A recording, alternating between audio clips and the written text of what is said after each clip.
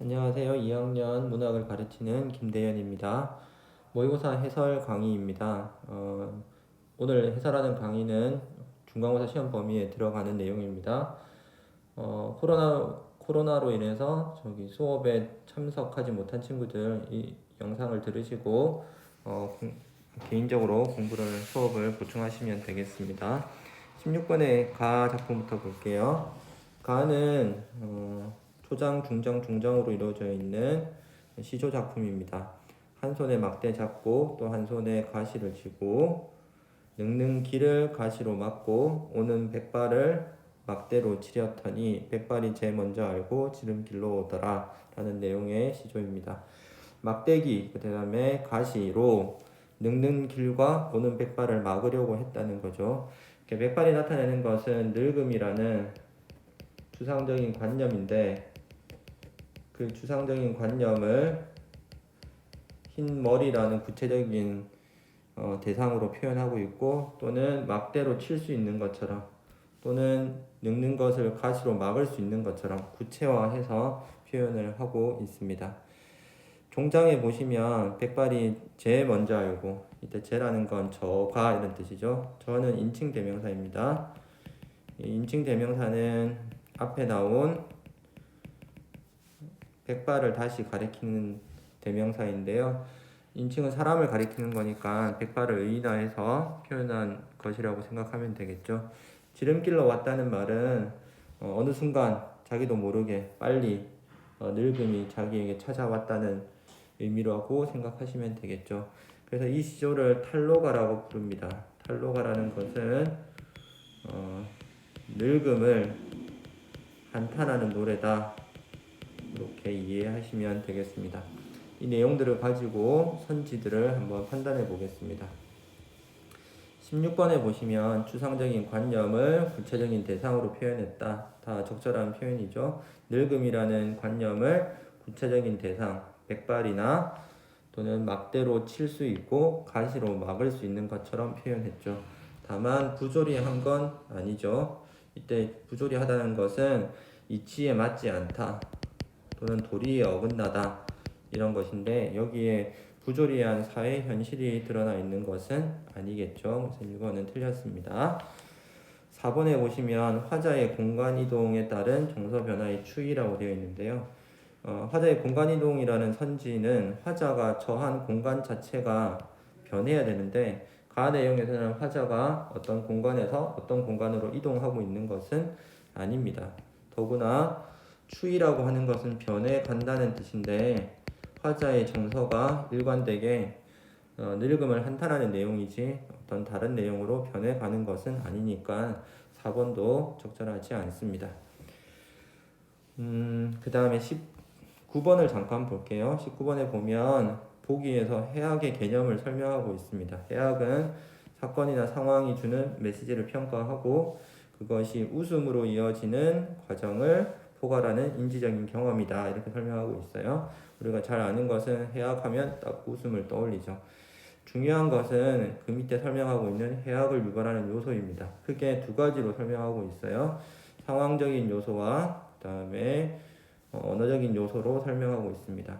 상황적 요소에는 상황의 반전, 상황의 구조와 상황의 전이, 언어적인 요소에는 과장, 희화화, 그다음에 재치 있는 표현 이렇게 세 가지씩을 들고 있는데요. 희화화라고 할 때 이 한자의 뜻을 잠깐 보면 희라는 것은 우스꽝스럽게 이런 뜻이고요.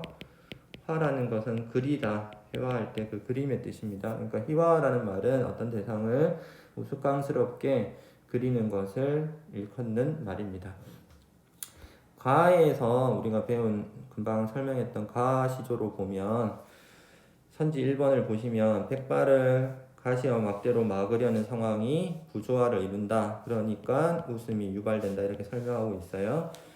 그래서 판단할 것은 백발을 가시와 막대로 막으려는 것이 부조화한 상황이냐 판단을 해야 될 텐데 앞서 말했듯이 백발이라는 것은 늙음을 나타내고 늙음은 추상적 관념인데 그걸 마치 막을 수 있는 것처럼 가시와 막대로 막을 수 있는 것처럼 표현하는 것이 우리가 생각하는 부조화한 상황이라고 말할 수 있겠죠. 그래서 1번은 적절한 설명입니다.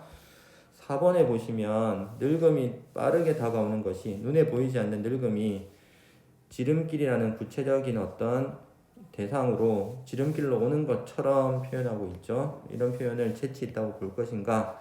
본인이 재치 있다고 느끼지 않더라도 추상적인 관념을 지름길로 오는 것처럼 표현한 것은 재치 있는 표현이다라고 판단할 수 있겠죠. 그래서 가에 대한 설명도 4번에서 가에 대한 설명도 적절합니다.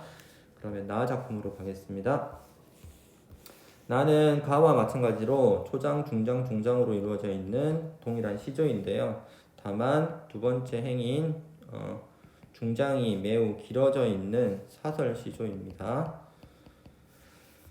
이미 오마 학원을 저녁밥을 일찍 지어 먹고 이미 온다고 했어요. 그래서 화자가 아마 기다리고 있는 대상입니다.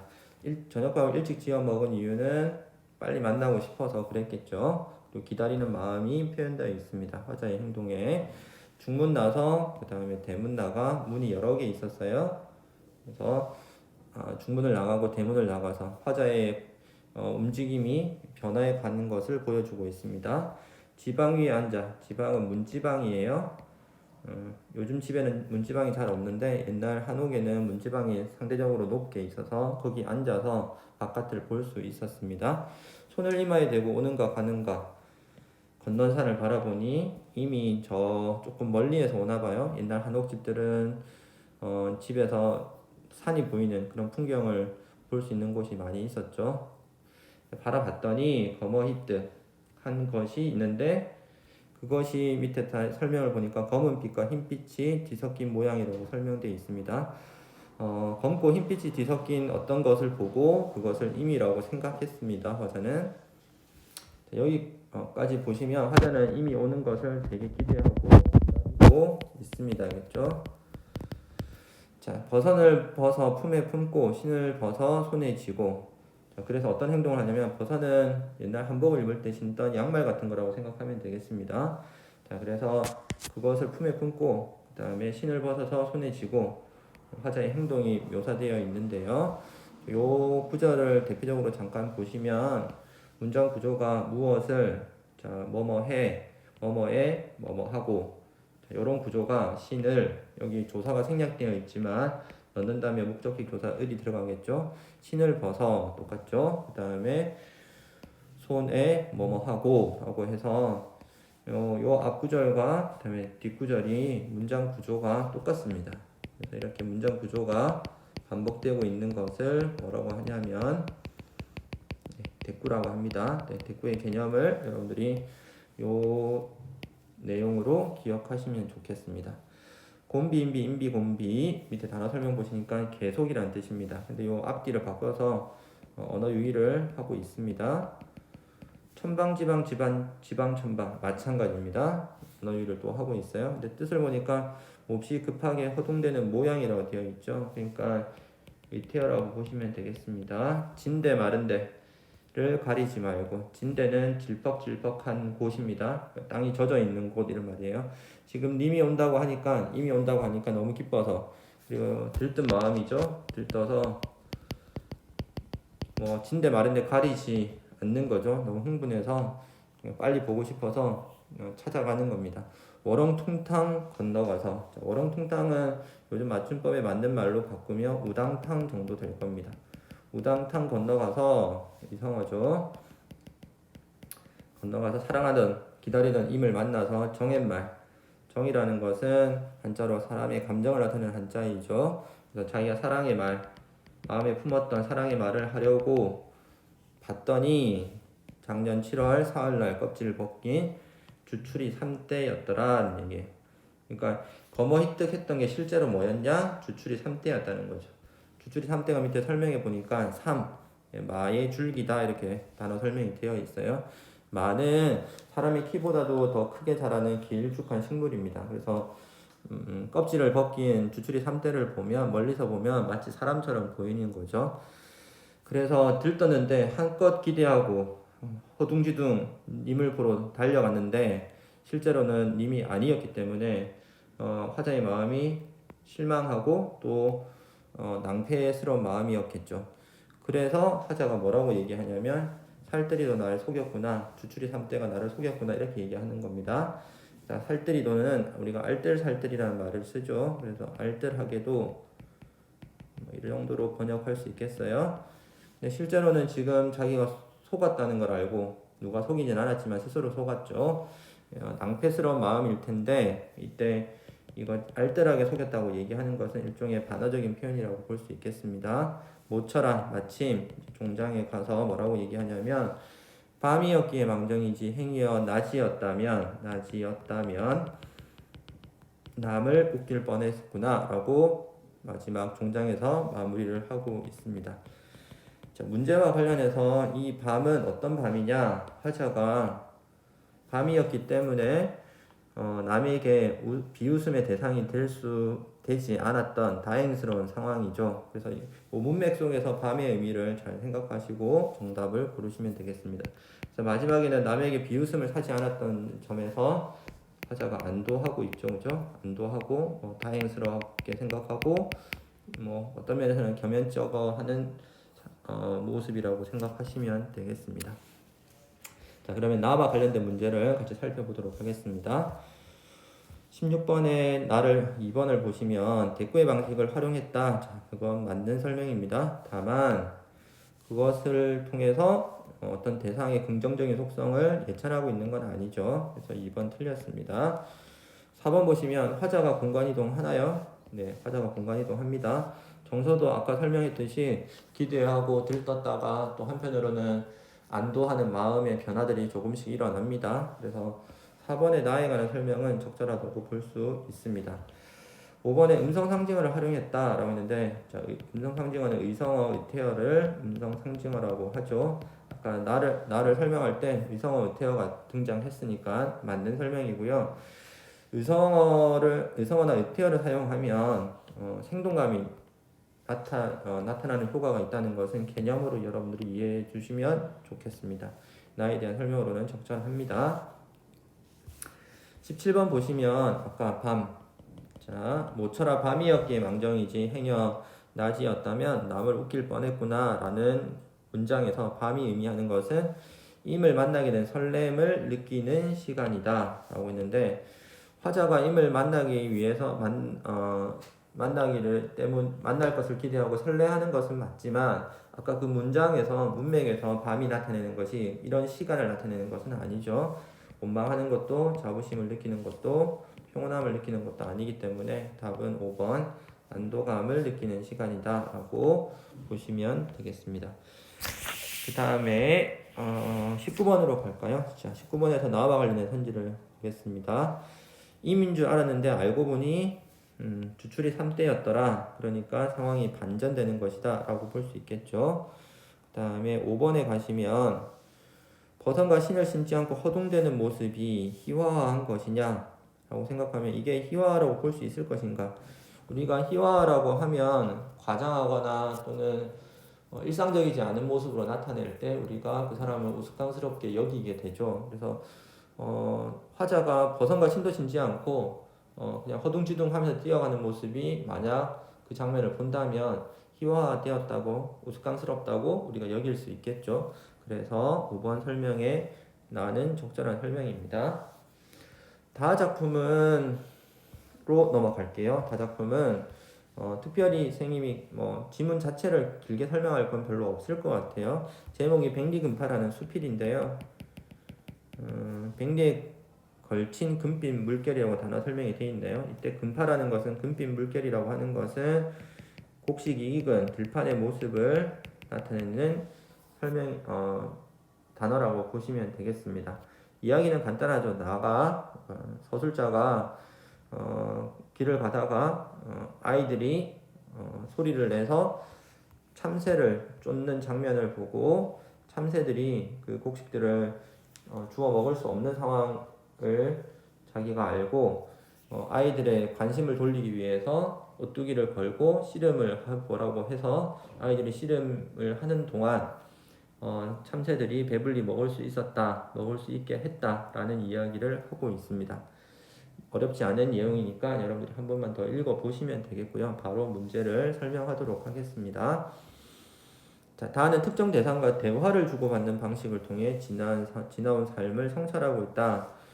지나온 삶을 성찰하고 있는 게 아니니까 어쨌든 틀린 내용인데요. 대화에 대해서 잠깐 살펴보면 지금 다에 보시면 인물들의 대화라고 할 수 있는 부분을 판단해 볼게요. 우열하고 아이들이 소리칩니다. 그리고 뒤에 좀 가시면 서술자가 얘들아 너들 이리 와 이것 좀 봐라. 얘들아 이것을 너희에게 줄 테다 라고 쭉 얘기를 하는데 요 파란색으로 표현된 부분들은 다 서술자 나가 하는 말이고 앞에 우열하고 한 부분은 아이들이 한 말이죠.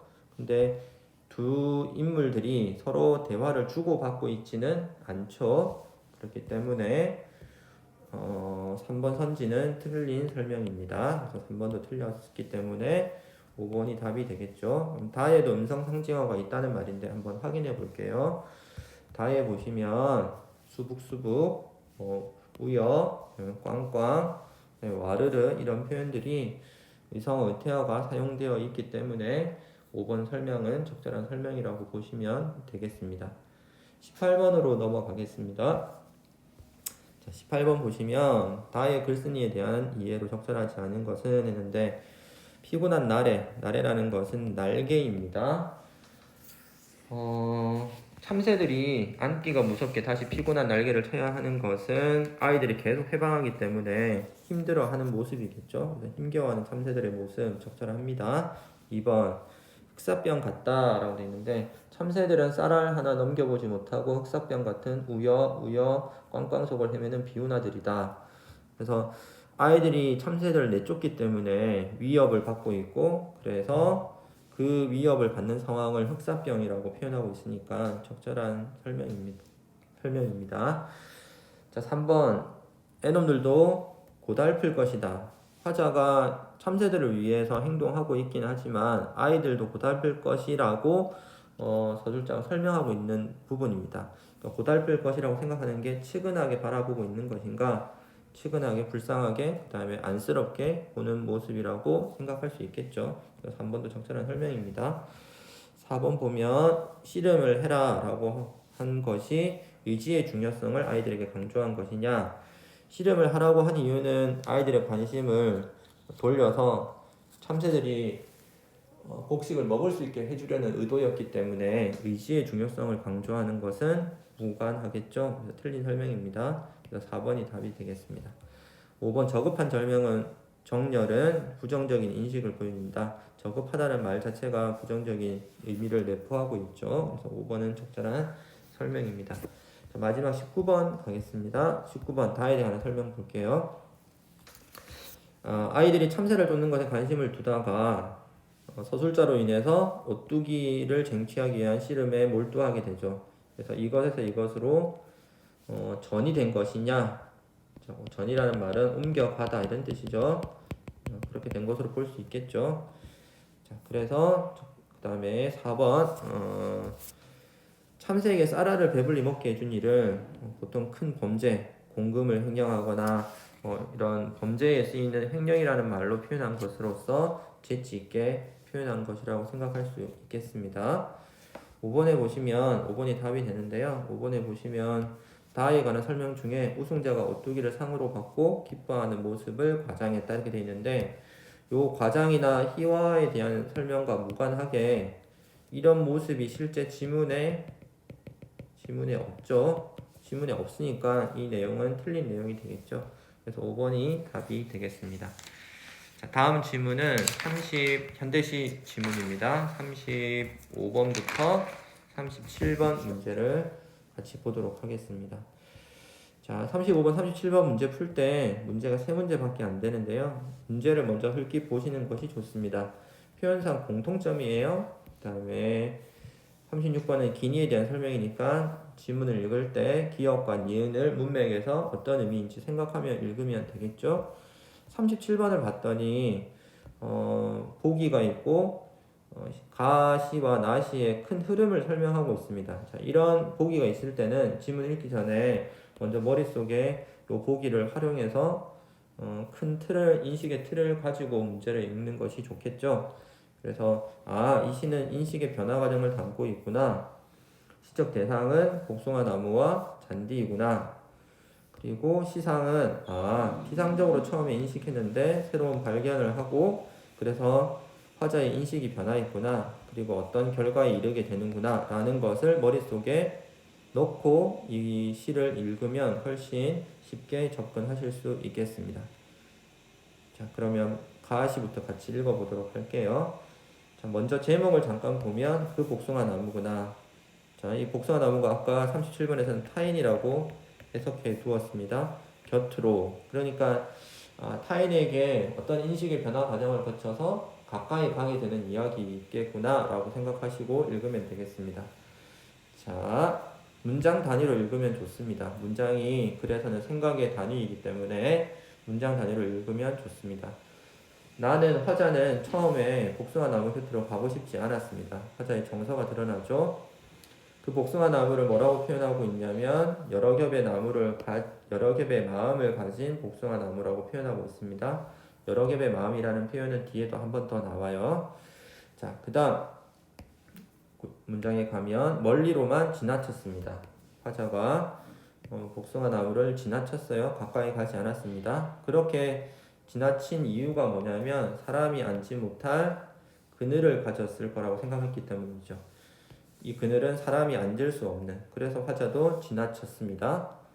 근데 그 앞에 그 나무를 설명하는 말이 뭐냐면 흰 꽃과 분홍빛을 나란히 피우고 있다 이렇게 묘사하고 있어요. 그래서 아까 37번 문제에 보면 화자에 대해서 피상적으로 인식하고 있다가 새로운 발견을 한다고 했는데 흰 꽃과 분홍 꽃을 나란히 피우고 있다고 설명하고 있는 이 부분이 내가 복숭아 나무에 대해서 피상적으로 알고 있던, 피상적으로 관찰한, 피상적으로 인식하고 있는 내용이라고 보시면 되겠습니다. 그래서 나중에 알게 되는 수천의 빛깔과 비교할 때 수천의 빛깔을 아직 모르고 있는 상태, 그러니까 피상적 인식이 머무르는 상태, 수천의 빛깔을 알게 된 상태에 비하면 어떤 부정적인 인식의 상태라고 보시면, 또는 어떤 충분한 알매에 이르지 못한 상태라고 생각하시면 되겠습니다. 그러다가 나무를 멀리서 보고 수천의 빛깔이 있다는 것을 알게 됐습니다. 수천의 빛깔은 새롭게 알게 된 사실이겠죠. 그리고 흰 꽃과 분홍빛은 아직 수천의 빛깔을 발견하기 전에 화자가 인식했던 복숭아 나무의 모습입니다. 그 수천의 빛깔을 화자가 눈부셔합니다. 화자의 정서가 드러나죠. 눈부셔한다는 말에서 이 수천의 빛깔이 얼마나 아름답고 또 귀한 것인가라는 것을 생각할 수 있습니다. 그 복숭아 나무에 대해서 화자가 이렇게 추측합니다. 뭐라고 추측하냐면 피우고 싶은 꽃빛이 너무 많은 그 나무는, 이 피우고 싶은 꽃빛은 앞서 언급한 수천의 빛깔이라고 보면 되겠죠. 그래서 피우고 싶은 꽃빛이 많은 나무여서 그래서 외로웠을 것이지만 외로운 줄도 몰랐을 것이다 라고 얘기하고 있죠. 자, 외로웠을 것이지만이라고 말하는 부분은 화자도 그랬지만 사람들이 피상적으로 복숭아 나무를 알게 되면 흰 꽃과 분홍 꽃을 나란히 피우고 있네, 저기는 사람이 앉지 못할 그늘이 있겠네 라고 지나쳐 가죠. 그렇기 때문에 외롭겠죠. 하지만 실상 그 복숭아 나무는 피우고 싶은 꽃빛이 너무 많은 나무죠. 그래서 하고 싶은 게 너무 많기 때문에, 피우고 싶은 꽃빛이 너무 많기 때문에 외로운 줄도 몰랐을 것이다 라고 화자가 추측하고 있습니다. 그래서 그 다음 줄에 화자가 이렇게 얘기합니다. 여러 겹의 마음을 읽는데 참 오래 걸렸습니다 라고 표현하고 있죠. 읽었다는 말은, 읽는다는 말이 결국에는 이해의 다른 표현이라고 생각하시면 되겠습니다.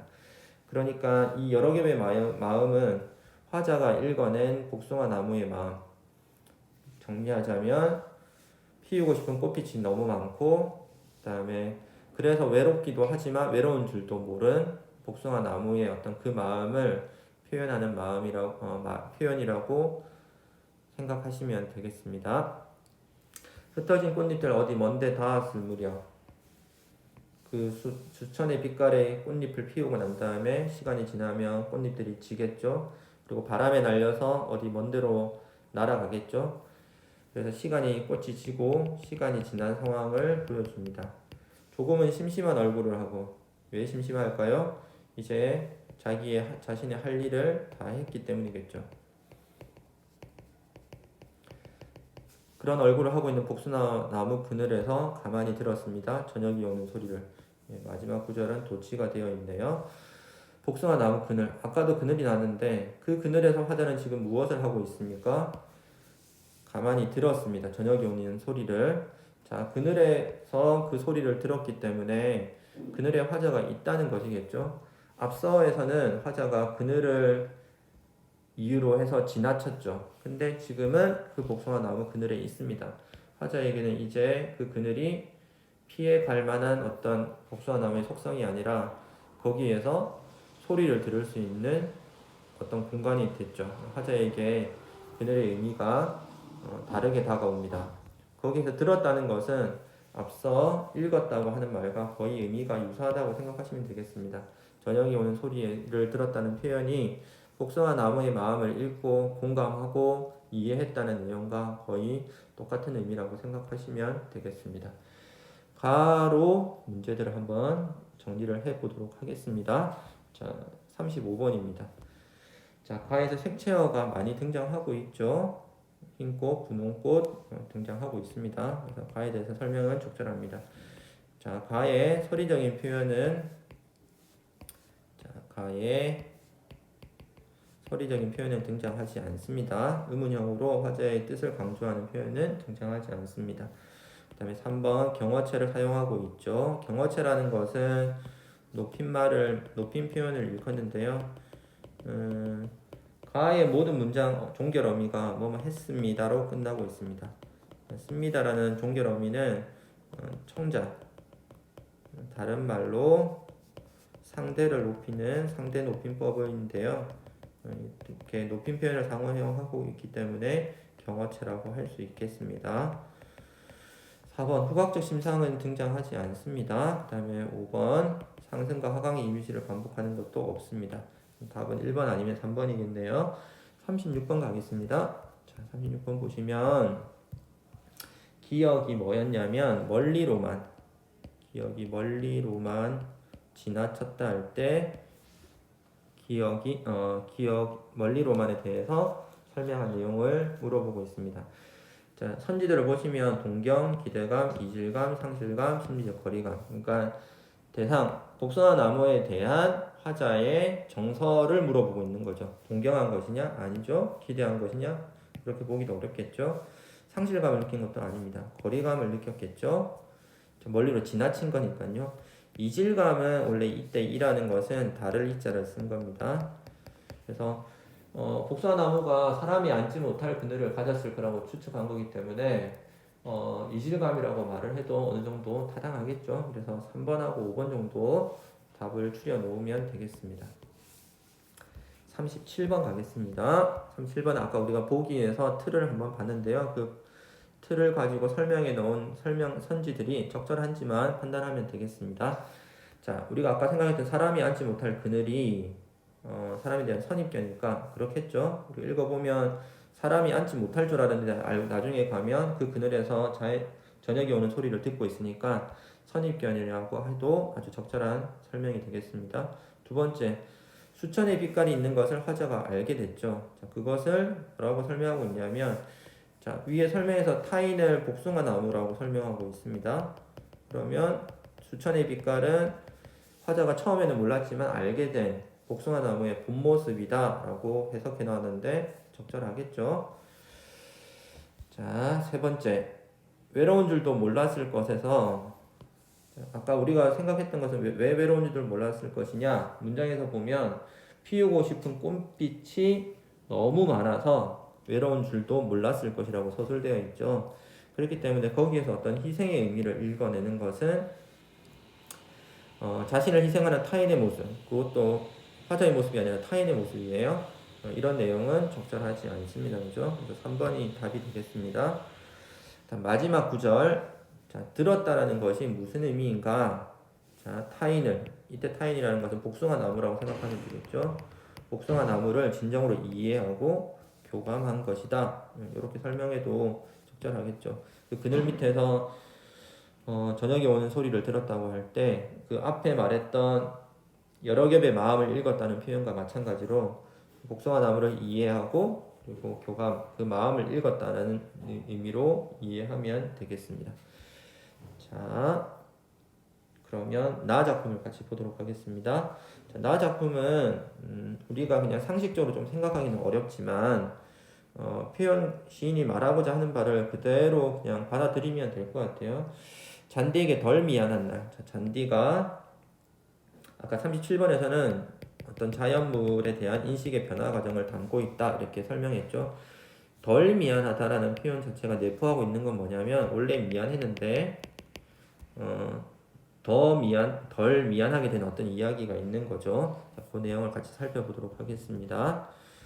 자, 첫 문장입니다. 천변 잔디밭을 밟고 사람들이 걷기 운동을 하자 잔디밭에 외줄기 길이 생겼다. 그런 상황들을 우리가 많이 보죠. 그 다음 문장 갑니다. 잔디가 모두 죽었다. 그리고 화자는 잔디를 밟혀 죽을까봐 걱정하고 있습니다. 오늘 새벽에도 사람들이 그 길을 걷는데 멀리서도 보였다. 죽은 잔디싹들이 사람의 몸속에 푸른 길을 내고 살아있는 것이 멀리서도 보였다. 이렇게 설명하고 있어요.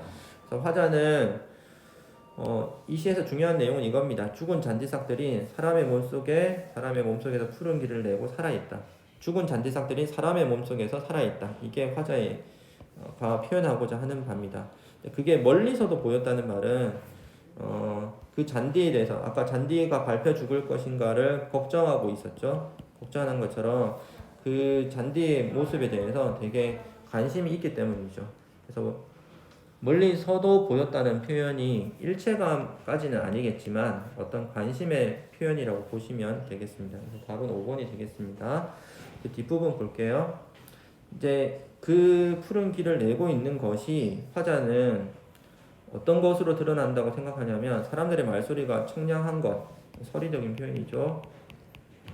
맑고 깨끗한 것이 결국에는 죽은 잔디싹들이 푸른 길을 내고 살아있는 것을 보여주는 증거다. 이렇게 설명하고 있습니다. 그 설명을 한 번 더 반복합니다. 사람들의 웃음소리, 그 다음에 얘기소리에서 풀꽃 냄새가 난다. 이 말도 죽은 잔디싹이 사람들의 속에서 살아있는데 그 살아있다는 증거가 뭐냐? 그것을 어떻게 보여주고 있냐? 웃음소리와 얘기소리에서 알 수 있다. 이렇게 설명하고 있어요. 자, 마지막 두 가지 생각만 읽어내시면 됩니다. 그래서 화자가 결론적으로 하는 말은 뭐냐면 다시 정리합니다. 그제서야 화자가 알게 된 내용이죠. 잔디는 죽은 게 아니라 사람 속에서 꽃피고 있는 거다. 자, 우리가 좀 상식적으로 잘 다가오지 않는 내용이지만 자연물인 이 잔디가 사람에게서 살아있다. 죽은 잔디가 사람 속에서 다시 살아있다. 이게 첫 번째 생각이라면 두 번째 생각은 뭐냐면 언젠가는 사람들도 죽어서 잔디에게 자리를 내어준다. 잔디가 살 수 있도록 무덤에 묻힌 사람들이 잔디에게 자리를 내어준다고는 것을 화자가 알게 됐다. 그러니까 요렇게 이것을 알게 된 것이 덜 미안하게 된 이유겠죠.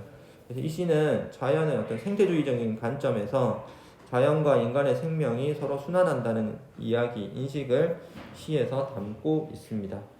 자, 35번 문제로 갈게요. 나에도 색채어가 많이 등장하죠. 그래서 답은 1번이 되겠고요. 3번에 나에서는 경어체를 사용하고 있지 않습니다. 그래서 35번의 답은 1번이 되겠고요. 37번 잠깐 보시면 잔디가 모두 죽었다고 해서 단편적 인식에 나타납니다. 근데 나중에 잔디가 죽은 것이 아니라 사람들의 속에서 살아나고 있다는 것을 알게 되죠. 그래서 화자가 발견한 것은 뭐냐면 잔디가 사람들의 말소리가 청그럽게 청량하랴라는 구절에서 알 수 있듯이 잔디가 죽은 게 아니라 사람들의 속에서 푸른 생명을 유지하고 있다, 생명이 드러나고 있다라는 것을 알게 되죠. 그래서 어떤 인식에 이르게 되냐면 잔디가 죽은 것이 아니고 사람 속에서 꽃피고 있다는 새로운 인식에 이르게 되고 마지막 그 결과 사람들도 잔디에게 자리를 내어준다는 그런 순환적인 원리를 알게 되었다. 그래서 시 내용과 크게 모순되는 내용이 없이 잘 서술이 되어 있습니다.